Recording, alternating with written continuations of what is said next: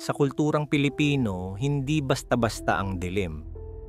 Para sa matatanda, ang gabi ay tahanan ng mga nilalang na hindi nakikita ng ating mga mata.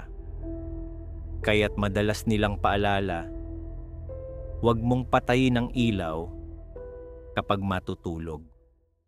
Sinasabing mas madaling lapitan ng espiritu ang taong natutulog sa kadiliman. Mas mataas ang posibilidad na dapuan ng bangungot. At kung sakaling pumanaw sa gitna ng dilim, mahihirapan ang kaluluwa na hanapin ang liwanag papunta sa kabilang buhay. Sa kabila nito, ang ilaw ay nananatiling sagisag ng proteksyon, isang manipis na harang laban sa dilim at sa mga lihim na nagtatago rito, mas madaling pasukin ng espiritu.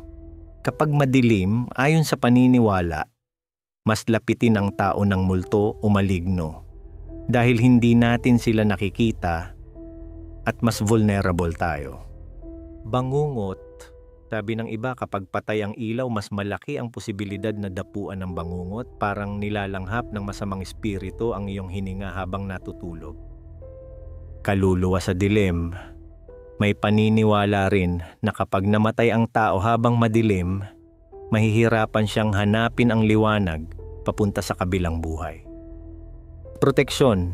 Ang ilaw ay simbolo ng proteksyon laban sa dilim at masasamang elemento.